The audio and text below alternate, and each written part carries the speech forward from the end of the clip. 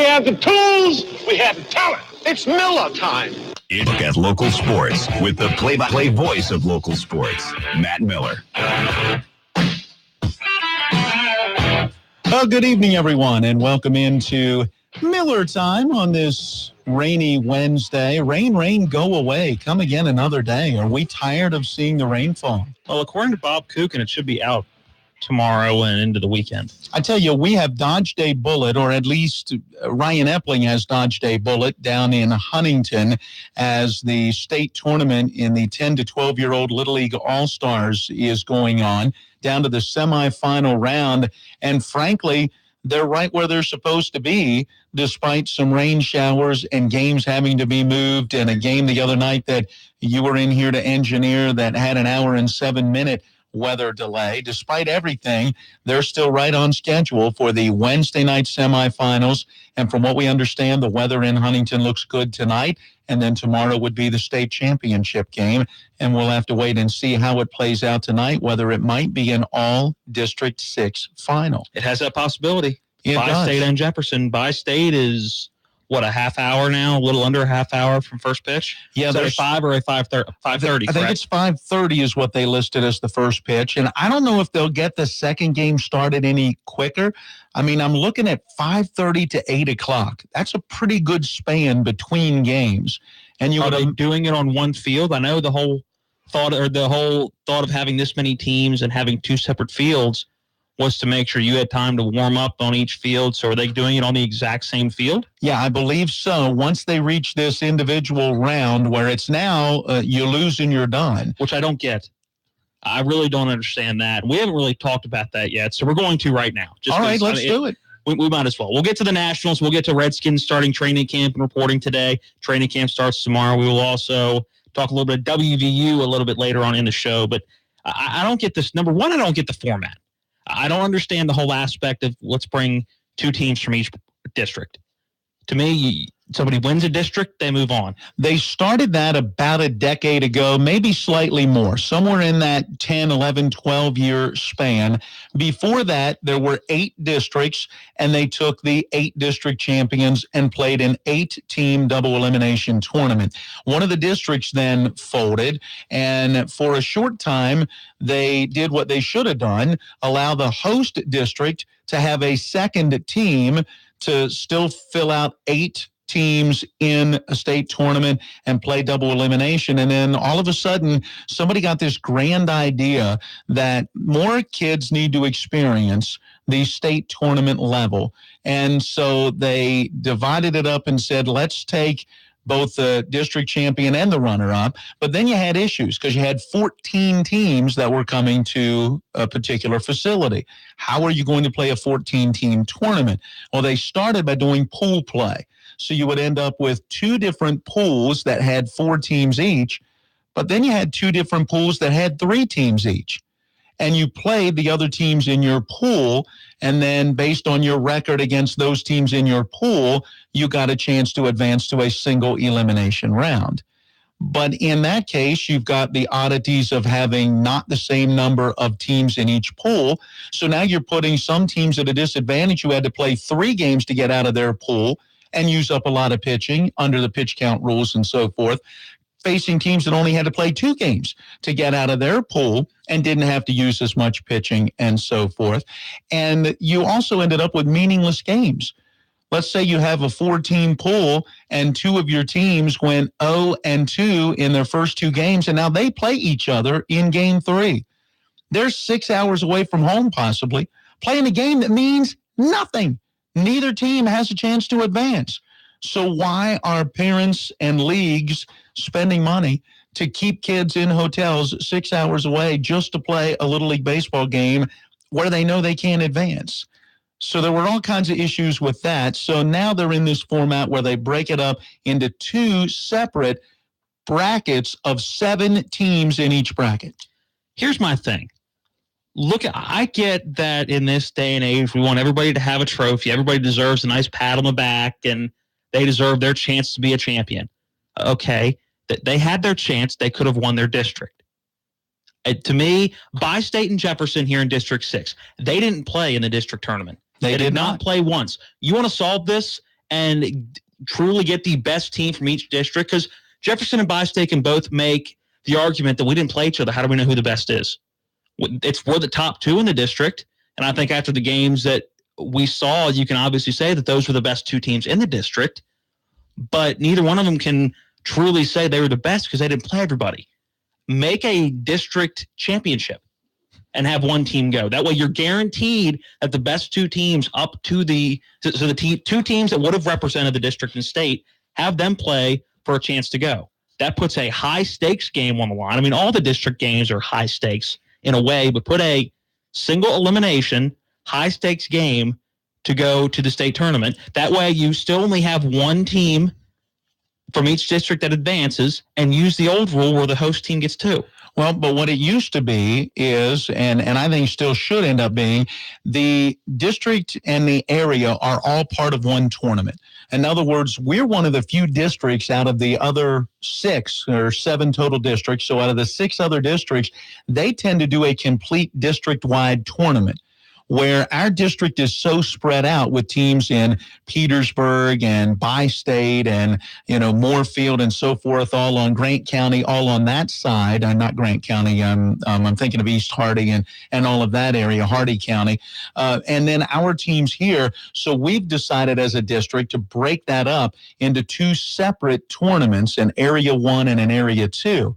And since it's double elimination, when they get to the district tournament, what should have happened or would have happened 12 years ago or so, Jefferson, because they had come out of the loser's bracket and that loss carries into the district tournament, would have ended up playing Bi-State and would have had to have beaten Bi-State twice, because Bi-State had yet to lose coming out of their area tournament and then getting the win to advance onto, in this case, the state tournament. Instead, they would have been sitting there waiting, and when Jefferson beat Martinsburg, instead of getting a runner-up and advancing, then it became Bi-State and Jefferson. Okay, now you two have to play, but Jefferson, you've got a loss already. You lose, you're out.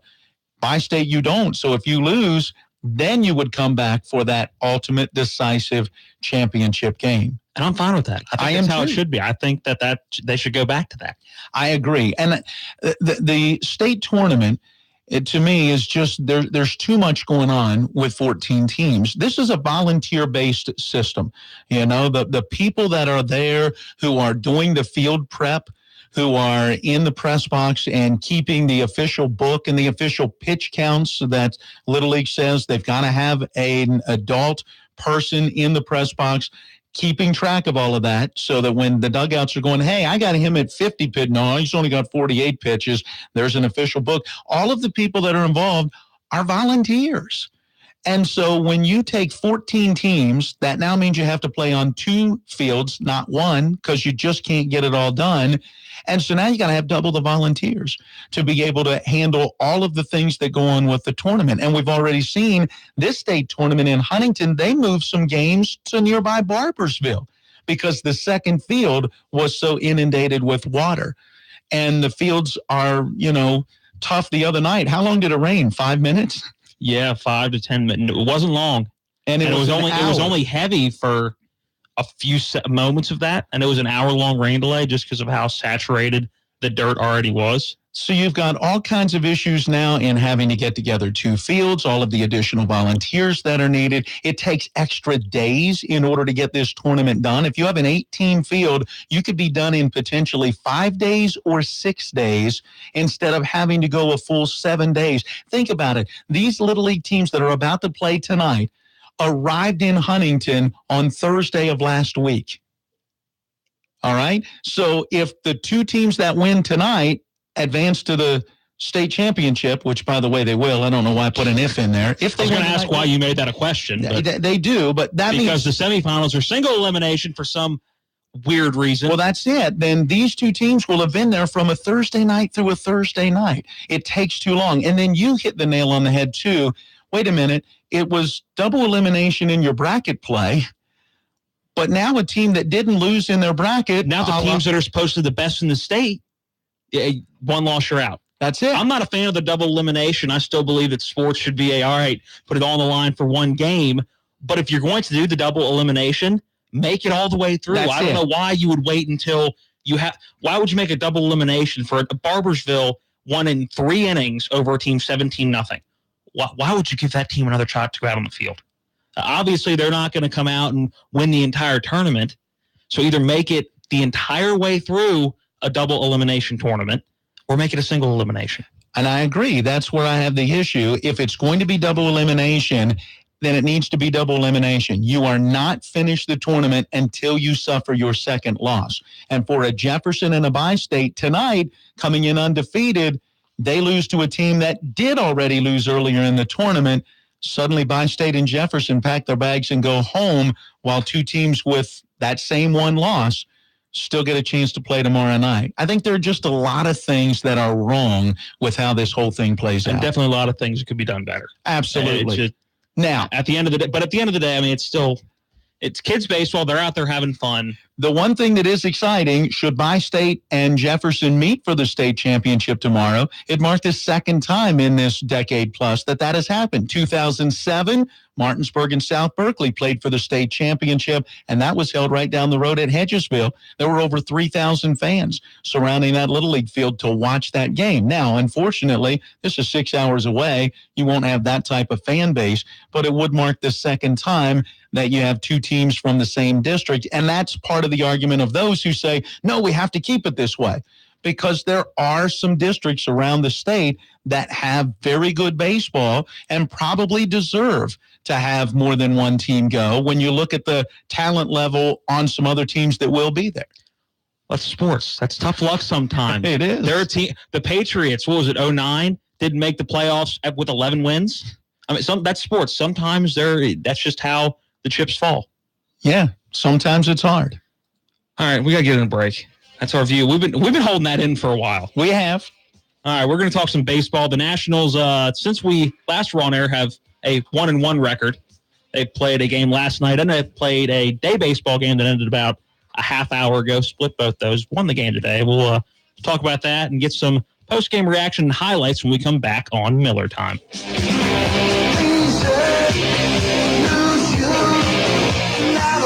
With 4 new car dealerships and 4 used car dealerships in 3 states, Parsons is the largest used car and fastest growing new car dealer in the tri-state area. Take Parsons Ford with huge savings on hundreds of new Fords, financing from 0%, Parsons' goal of financing for all, and Parsons' famous above market trade-in allowances that help make Parsons #1 for used cars too. See why so many won't buy anywhere but Parsons Ford in Martinsburg. We became #1 by making you #1 first. Parsons. You've been injured, you're missing work, the medical bill collectors keep calling, and the other person's insurance company wants a lot of confusing paperwork signed and returned. At Ferretti Law Office, we handle these situations to protect your rights and get you the compensation you deserve. We explain how the insurance coverages work for your benefit and what a lawyer like me can do to make a difference. Call Ferretti Law Office at 264-8505 to schedule an appointment to discuss your situation for free. At Ferretti Law Office, we're here to help. I'm Colin Montgomery with NFL Network Now on the Westwood One Radio Network. The #1 overall pick is now signed, sealed, and delivered. Baker Mayfield signed a 4-year contract with the Browns Tuesday night worth a fully guaranteed $32.68 million. Mayfield also receives a $21.85 million signing bonus.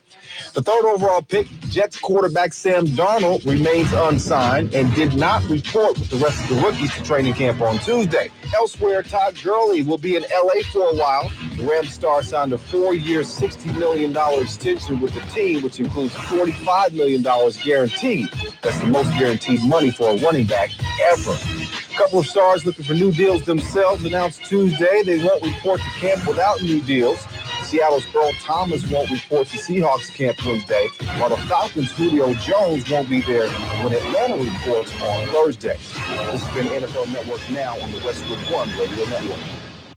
Diabetes, high blood pressure, anxiety meds, everyone's on them. If you're a 50-year-old male, maybe a bit beefy, or even with type 2 diabetes, $1 million of term insurance may only cost you about $200 a month. Affordable term life insurance is out there. Call Term Provider and speak with Big Lou at 800-481-1458. 800-481-1458 or visit biglou.com. Remember, Big Lou's like you. He's on meds too.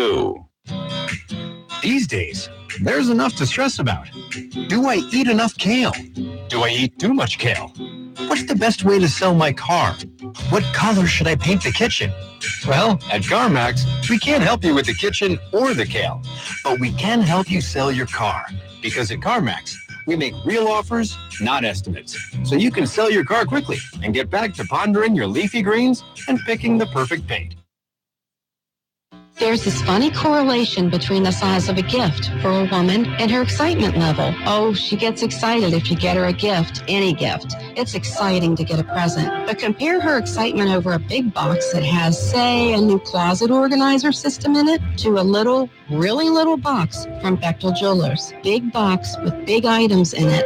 Little box with something very little and tiny and sparkly in it. Big box with practical stuff, which is good for sure. Who doesn't want a new blender or espresso machine? Little box with fine jewelry in it. Maybe new earrings, a diamond pendant. All kinds of things fit in that little box.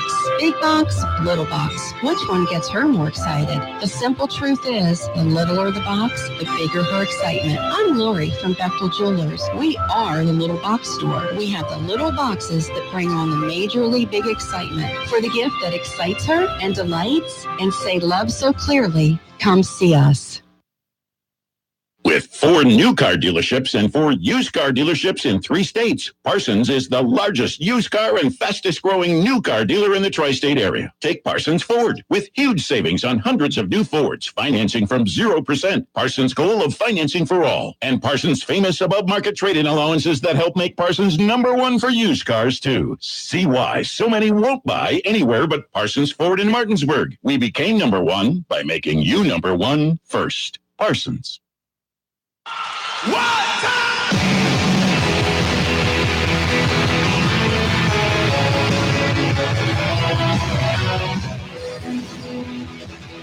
And we welcome you back into Miller Time along with Matt Crawford. I'm Matt Miller on this Wednesday evening. Good to be on following Washington Nationals baseball. A little bit of a different afternoon. It was, and it was nice to finally be on after a Nationals win.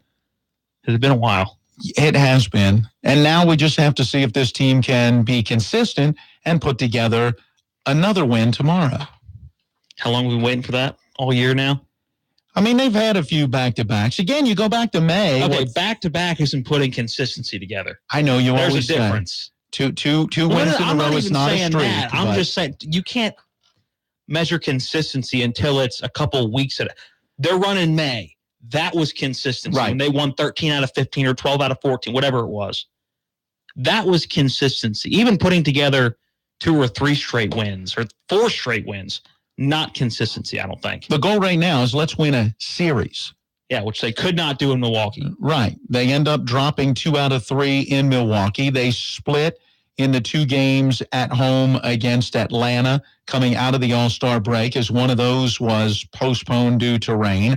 Now you're going on the road and you're getting ready to take on a Miami Marlins team that the Nationals, beat 3 out of 4 in that final weekend going into the All-Star break. But could have very easily lost 3 out of 4. That's it, but didn't necessarily dominate in the way that they got those wins. So now's the time where they have to go and not just split. They can't go there and play a 4-game series and come home 2-2, because then they still end up losing the road trip as a whole with the 2 out of 3 losses against Milwaukee. What's amazing is how today's game played out, because you would look at the games going into Milwaukee and not have picked the Wednesday final game of the series in the afternoon after playing the night before with a 3-12 Tanner Roark on the mound and said, yeah, that's probably the game they'll win.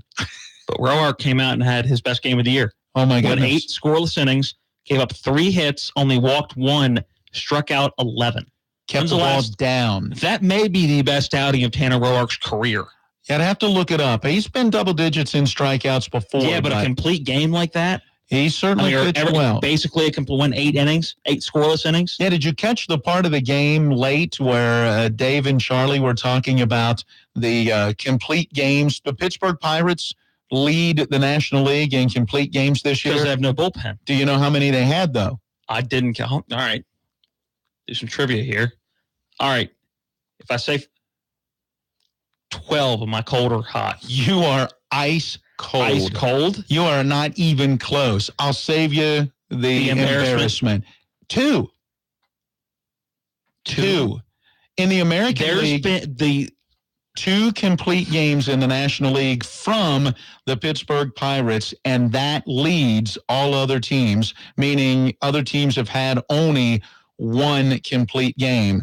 And you go to the American League and they mention, I think it was Houston, and I can't think of the other team, but anyway, Cleveland, I'm sorry. Houston and Cleveland, one of those 2 has 4 complete games and the other has 3 complete games. That's insane. That's the day and age we live in. That's why I think we've sometimes seen so many position players come in and pitch late in games, because we don't let starting pitchers pitch anymore. If they get near 100 pitches, everyone panics, and you've got to get them out of the game. We'll talk about those position players pitching a little bit more after the bottom of the hour, because the numbers are extremely different this year. I mean, just drastically, and we're not done the season yet. No. But just a little preview, it's going upwards of 40 and beyond. Still got 2 months left. And 2 months of the season, so absolutely insane. Again, we'll go a little bit more over those numbers after the bottom of the hour. Let's go some highlights. You got it. Of the game. There were some, yes. There were some, finally. To recap last night, so we didn't really recap last night. Nationals jump out 4-0 early. You're going, okay, they're gonna put some runs on the board tonight. Adam Eaton, a 3-run home run in the second, busted it open after a run in the first. Nothing the rest of the game. Right. Offensively, they didn't do anything. Yep. And the Brewers come back, and this is what it sounded like in the 10th inning last night with the bases loaded for the Milwaukee Brewers. Grace, another long look in. And now he has the sign from Keyboom. The 1-2 pitch. Swinging a fly ball, left center field, medium deep. Soto there. He makes the catch. Kane trying to score. Soto's throw is offline, and the game is over. He had a chance to throw him out. Soto down on hands and knees, frustrated. Threw it to the catcher, Keyboom on the fly, but it was up the first base line. And Kane scores the winning run. They're mobbing Tyler Saladino. Winning sacrifice fly. Milwaukee takes it in 10 innings, 5-4. Love a guy who can have salad in his name. Exactly. He's got a killer stash. Saladino. Yes, he does. Killer stash. Now, I didn't see how that inning played out. I was checking through the MLB app on my phone and noticed that there was an intentional walk that ended up loading the bases with nobody out. They put Jesus Aguilar. Right. And obviously you're going to do that with a base open. Absolutely. And then you got a strikeout. And I was thinking, okay, maybe you get the double play. And, of course, you give the batter credit. He got a pitch that he could get in the air, and he hits the sacrifice fly, and Milwaukee gets the win. But another tough loss for the Nationals, where they don't get enough offense, and then the bullpen ends up letting them down, because Jeremy Hellickson actually threw, 5 pretty good innings. Yeah. Again, it's they can't – when one thing's working, another's not. It's really a back and forth. All right, what's working today? Okay, the bullpen's working today. All right, well, the starting pitching gave up 8 runs. Or, okay, the pitching staff as a whole is working today. Okay, well, we've got 12 strikeouts so far through 7 innings. So they need to find – I know we use that word all the time, but they need to find consistency, and they just are not right now. Well, today, they put it all together. They did. Roark had good, solid starting pitching. The bullpen struggled a little bit, giving up some runs late in that 9th inning. But, they played pretty good defense, and they hit the ball today. So everything came together today. Will it come together tomorrow? That's the thing. Again, we've seen 18-4 games for this Nationals team. And games where they've hit 7 home runs. And then they're also one of the worst in baseball, being held to 1 run or even being shut out. So we'll find out what we get tomorrow with the Nationals. Stay tuned. We've got more Miller Time coming up after this bottom of the hour break. CBS News Special Report. This was a good, constructive meeting. Thank you, Donald. EU Commission President Jean-Claude Juncker appeared with President Trump in the White House Rose Garden to announce a deal designed to ratchet down trade tensions. Mr. Trump called it a big day for free and fair trade. We agreed today, first of all, to work together towards zero tariffs, zero non-tariff barriers, and zero subsidies on non-auto industrial goods. Thank you. Well, the negotiations are just starting now. CBS News political analyst Leonard Steinhorn says it's a positive development. It's a notch in his negotiating style, his public image. It also lowers the temperature between Europe and the United States, not only on trade, but on overall relations, which was making a lot of people in the U.S. and around the world very, very nervous. CBS News Special Report, I'm Pam Coulter.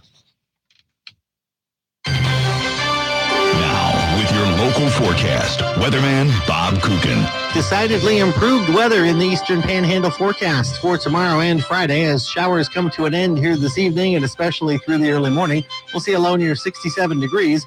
For the daytime tomorrow, sunshine, lots of bright sunshine in the afternoon and quite warm. The high near 88. Partly cloudy tomorrow night, lows upper 60s, partly sunny Friday. I'm Bob Kukin, Talk Radio, WRNR. After removing your creme brulee from the oven, your dessert should look just scrumptious. Now sprinkle with some sugar.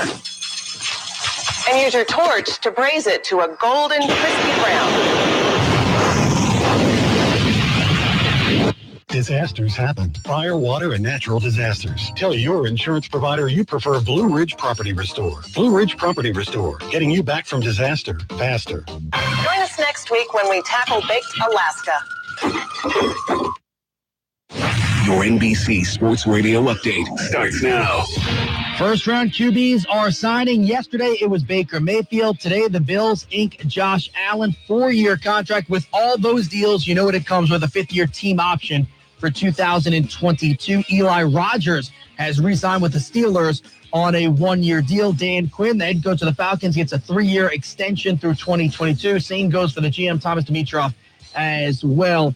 Alabama junior quarterback Jalen Hurts is graduating in December. Says that's as far as he knows he will plan on being in Alabama. Didn't want to answer more questions after that. Hawks, Thunder, Sixers officially announced that 3-team trade that sends Carmelo Anthony to Atlanta, at least for the time being. In total, 14 baseball games today. A couple are done. For all the live scores and the recaps, head over to NBCSportsRadio.com. I'm Keith Irizarry, and this is NBC Sports Radio.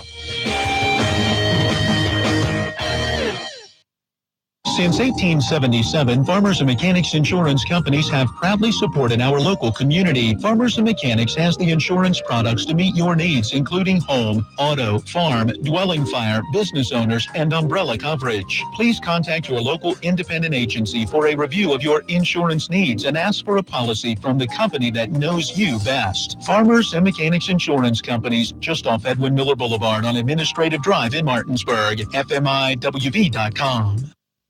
Start the Mountaineer football season off with a bang and head down to Charlotte, North Carolina to watch WVU take on the Tennessee Volunteers. The Eastern Panhandle WVU Alumni and Fan Club has organized 2 buses to carry fans of the Gold and Blue to the game on Saturday and back home on Sunday. The cost is $90 for each bus ticket and $99 for a hotel room at Drury Inn and Suites with this special group rate. So don't miss a chance of a lifetime and reserve your spot on this special trip today. Phone 304-263-4971.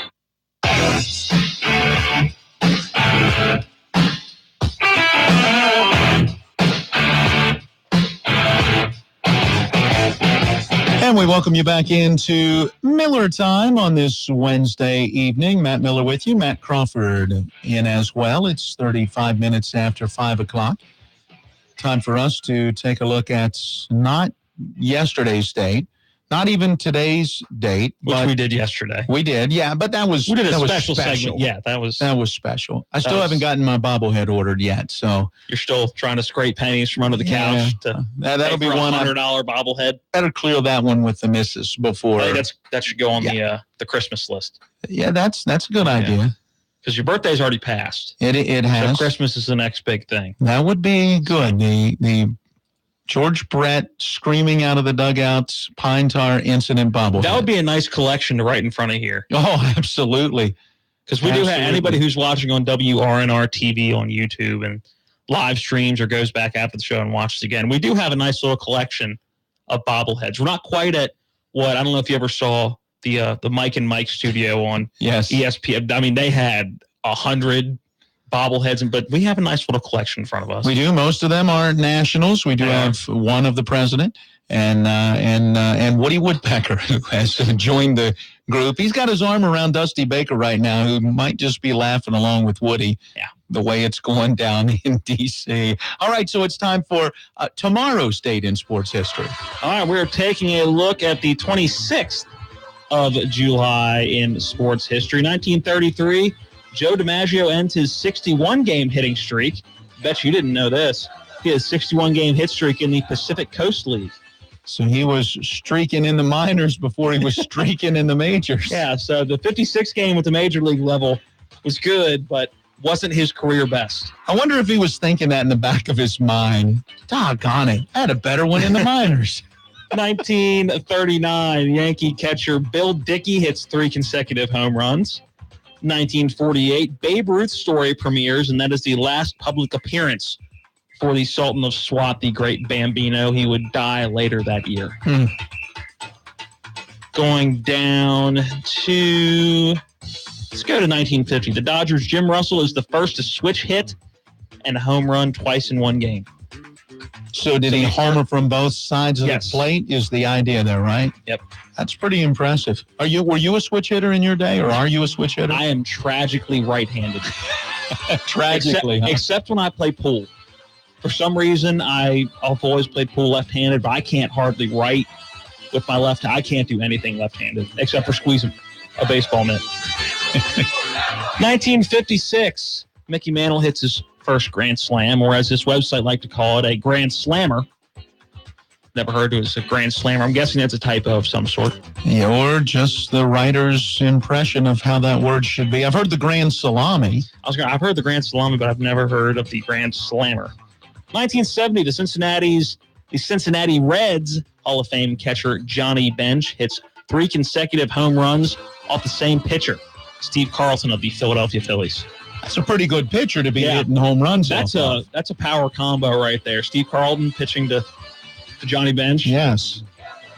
And at 1978, another Johnny Bench stat for you. Hits his 300th career home run in 1978 on the 26th of July.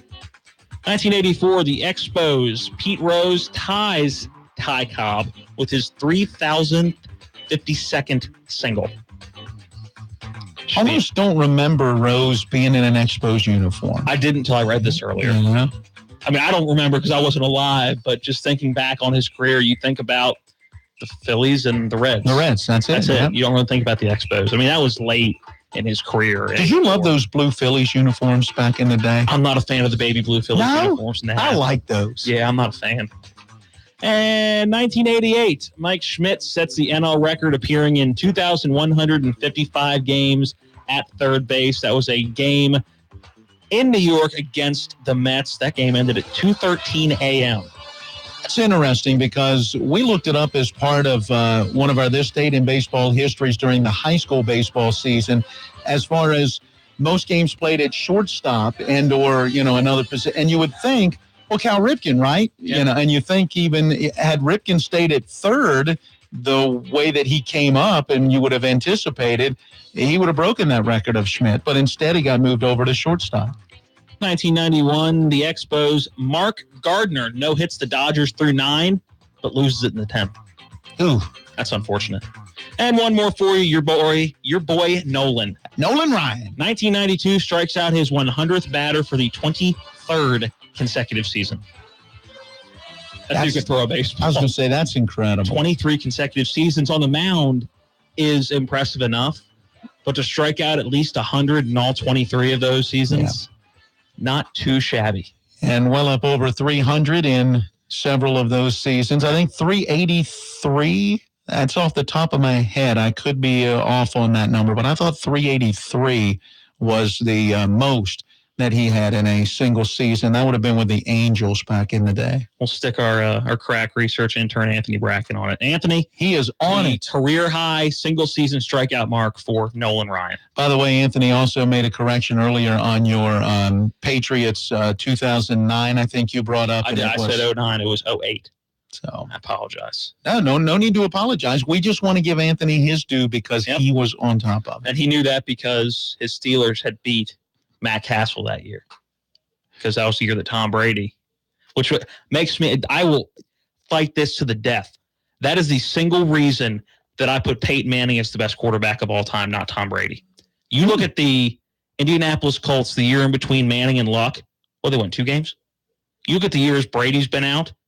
Jimmy Garoppolo, he did all right. He got a pretty big contract out in San Francisco. Matt Castle set a pretty high standard for his 11-win year in New England, and then went to Kansas City and really didn't do a whole lot in Kansas City. So I'm telling you. So what's in the water in New England? I think it's the system, which is why I always make who's better, Manning or Brady? 100% Peyton Manning. Look at the significant drop off from Peyton's last couple years in Indianapolis to the year before they drafted Andrew Luck, and it was a 10 or 11 game difference. And then you take Tom Brady out of New England, they're still an 11-win team. So that's why I always make that argument. Not a bad argument. I don't think so. So just food for thought. Anybody thinking out there, the NFL's right around the corner. Just food for thought.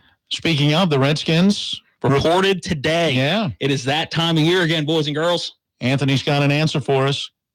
383. 1974? 5. 3. So you're good on the actual strikeouts, just not the year, or the actual number of strikeouts. Just I knew it was in that time frame. Yeah, NFL is right around the corner. The Redskins reported to Richmond. Still not a fan of them doing training. I don't get it, really.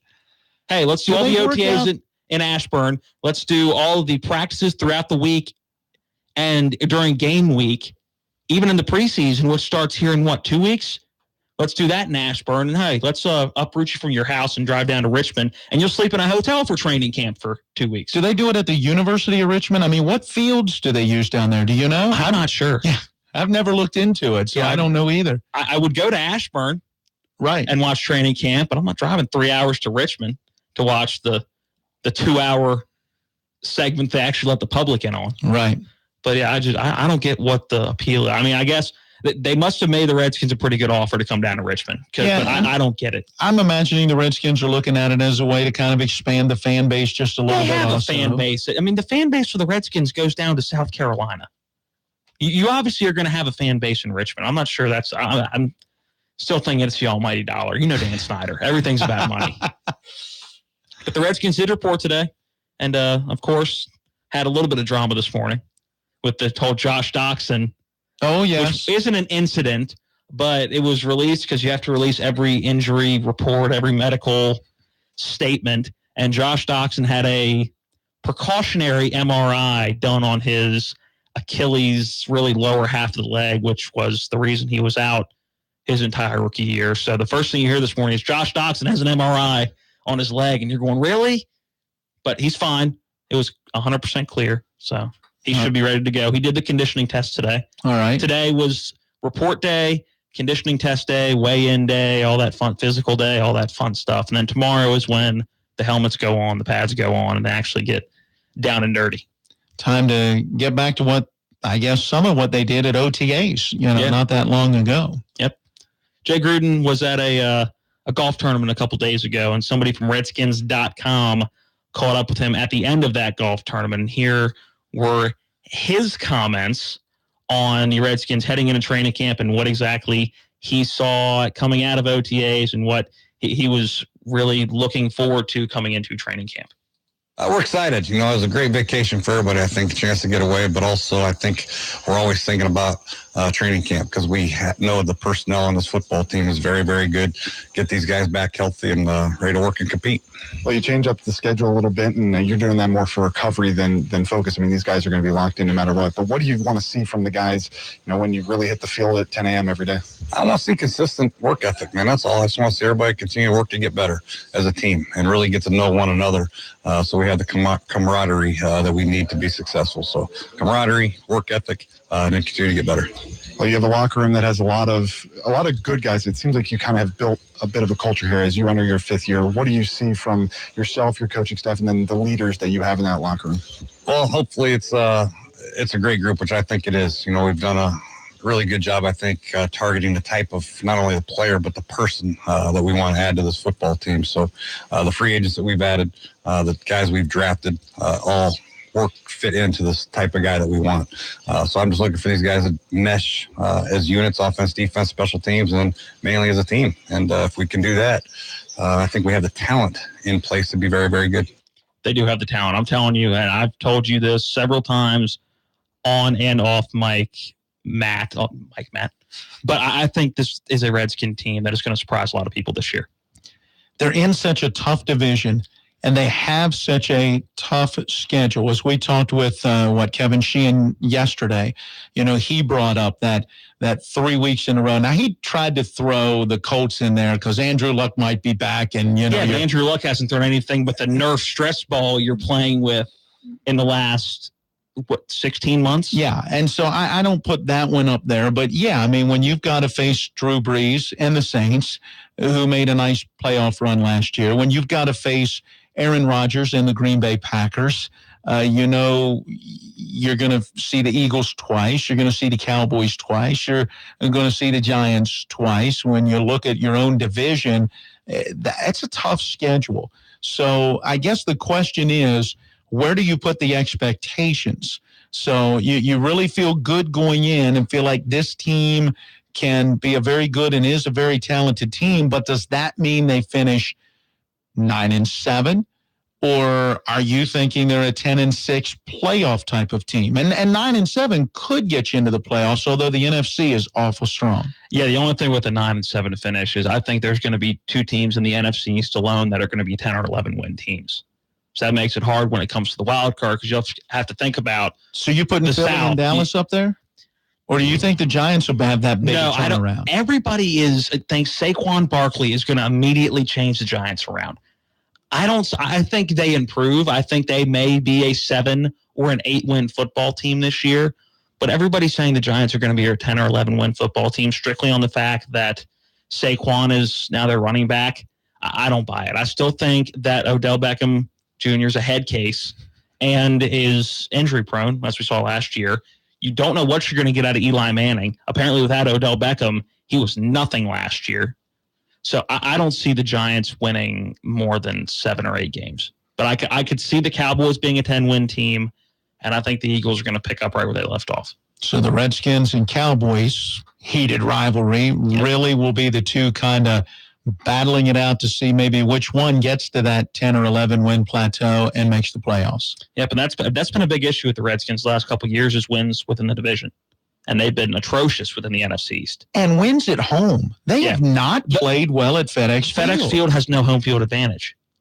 I've said that on air multiple times, that the atmosphere at FedEx over the last 4 or 5 years has really been non-existent. Obviously, you bring a playoff game or you bring a game that is 2012, RG3. That was a big, the end of that season where they went on the 7-game win streak, beat the Cowboys at the end of the year, went to the playoffs, hosted Seattle in that playoff game where RG3's leg was not even there. That was a home field advantage. That was 90,000 Redskins fans. But the Redskins fans and at least the representation at the stadium fluctuates very quickly depending on how the Redskins are playing. So my point is, if they have a good preseason, they come in looking like a team that can contend, and they do well obviously there'll be enthusiasm for the home opener because you haven't seen Redskins football at FedEx Field in a year. All right, let's get out there. And I think the fact that it's against the Colts is good because when they opened against the Steelers 2 years ago, it was still 40 or 50% Steelers fans. Right. Just because of that fan base and how well they travel and how many are in this area to begin with. Or in the D.C. area to begin with. But I think, do you know a whole lot of Colts fans? The Colts aren't one of those fan bases that is known for being heavy on traveling and being, the Colts in Indianapolis Until Peyton Manning got there, they barely kept that franchise afloat. Well, and you consider area fans are not going to stick with the Colts too much because they got out of Dodge left in the middle of the night. We can all remember the Mayflower tractor trailers backing up and then pulling out, and everybody's going, "Who's leaving? Where are they going?" It's the Colts. They moved. So there's not a lot of love loss for the Colts in this region. But anyway, I'm thinking if they can do well, can they redevelop that and make it a home field advantage? Yes, because when the Redskins are doing well, it's a fun place to see a game when the Redskins are doing well. D.C. is a fun area. I mean, look at when the Capitals made their run to the Stanley Cup. D.C. was a fun sports town. I mean, I know you didn't get down to D.C., but I mean, you just seeing videos and seeing the way that the sports media was reacting and the way that the news was reacting. D.C. is a sports town. And when there's D.C. teams doing well, the fan base comes out in bunches. I mean, you look at the Capitals, not everybody's a hockey fan. The Capitals this year made a lot of people hockey fans, or at least made a lot of people happy about D.C. sports doing well. You look at the 7,000 people in the streets of D.C. or the 19,000 inside for that last game of the Stanley Cup.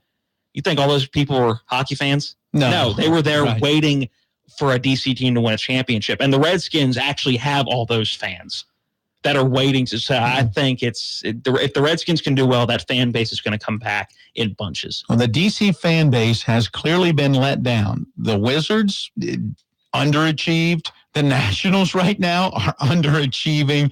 The Capitals maybe even overachieved a little bit in winning the Stanley Cup. Where will the Redskins fall? Will they be an underachiever, an overachiever, or will they at least be satisfactory? We'll find out. Follow the Redskins right here. We got one more break to take, right? We do. Better do it right now. We'll be back to wrap up today's Miller Time.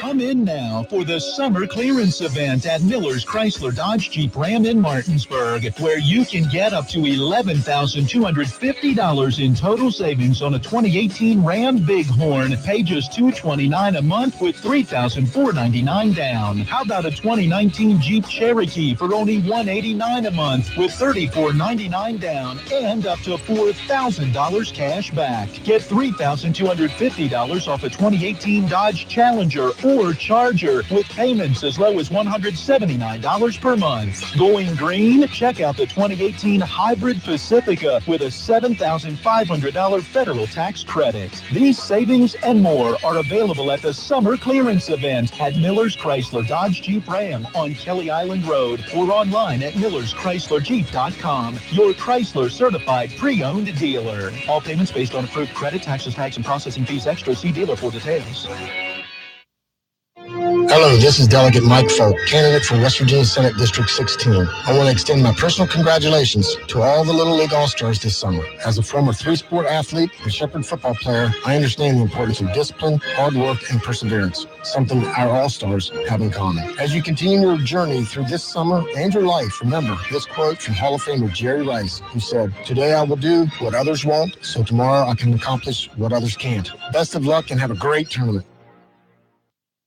Crime is on the rise. Shield yourself with a new Smith & Wesson MP 2.0 shield, chambered in 9mm, 40 Smith & Wesson or 45 ACP. Valley Guns 2 has a wide selection of Smith & Wesson handguns, including the Model 60 and 640 Pro Series revolvers. For the ladies, there's the Smith & Wesson 380 Shield Easy. It's easy to load, easy to shoot, and easy to carry. For the full line of Smith & Wesson handguns, head to Valley Guns 2, Exit 5 off I-81, Inwood, West Virginia, online at valleyguns2.com.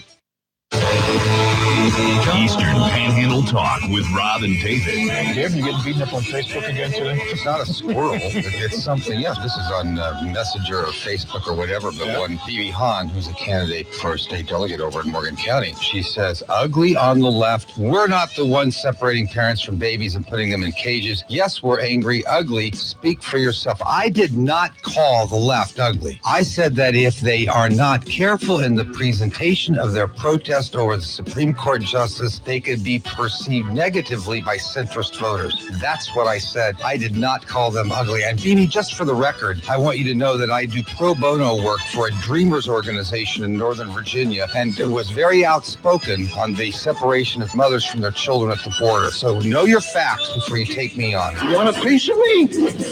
You got it! Eastern Panhandle Talk with Rob and David. What did you listen to last week? 1,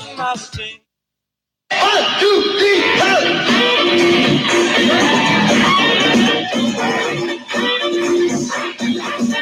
And we are back for the final minutes of today's Miller Time. Matt Miller and Matt Crawford.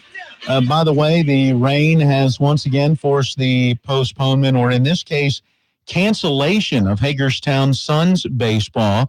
Getting the information from our good buddy, Sean Mernon, that the doubleheader for tonight has been canceled and will not be made up. So the Governor's Cup comes down to a doubleheader on tomorrow's schedule, a game beginning at 5 that will go 7 innings, followed by game 2 that will go 7 innings, and the Suns need to sweep that. No, they can't win the Governor's Cup. They can't now at all? They had to win 3 out of 4. So without even playing by default, the Delmarva Shorebirds have won the first inaugural Governor's Cup given to the best Maryland single-A minor league baseball team. I'm telling you, I think the Suns need to be pleading with Governor Hogan that they have to make these games up. I'd agree with that. Especially if they win. If they sweep the doubleheader, come on. We were 1 win away. You got to give us the chance. It would have been the do-or-die game. Right. You can't just let this hang. We got to have our opportunity. They'll try tomorrow. And it looks like tomorrow may be a little more forgiving weather-wise, and they'll be able to get the games in over in Hagerstown. Hopefully. All right, real quick. We got about a little over 2 minutes left in the show. We mentioned this a little bit earlier. Position players pitching in a 9-inning game, or any game, but the emphasis on a 9-inning game, it's not even getting to extra innings, this year in baseball is up drastically. The season is not over yet, and last night was the 43rd time a position player pitched for a Major League Baseball team. Now, that was an extra inning game because that was the Dodgers and Phillies that went 16. So those games you kind of understand. But 2 nights ago, the Cubs were losing 7-1. 2 position players pitched in the 9th inning, including Anthony Rizzo. That was pretty cool. Never touched anything over 62, but was able to throw 2 pitches and get the 3rd out. It's got to be hard for a big leaguer to be up there facing, the 90s and the 80s. Well, you think about, you were going the other way with that. Well, yeah, I'm just thinking, and now you got a guy throwing 62. That's about BP speed maybe, and you're just not expecting that. But you just put into perspective, last year there was 32 the entire season. And now with 2 months left in the season, we're already at 43. And I mean, even you look at going back to 2006, so not even that long ago, 2005, 2006. 2005, there was 2 position players that pitched all year. 2006, there wasn't 1. Blame it on the Angels. I'll probably mess the name up. Shohei, is that the first name, right? Ohtani? I just know Ohtani. I've never even tried his first name. Here's a young man that comes in and has the ability to be an everyday type of player and hit home runs, but also go out and be pretty solid on the mound. Yes, other players want to do it too. The position players that they're putting on the mound aren't good. He came from Japan and is good at what he does both in the field and on the mound and hitting the baseball. Yeah. Hey, it's tough when the manager's walking up and down the dugout going, anybody pitch in high school? Do you like the lackadaisical feel that the managers have this year doing all that, though? I don't know.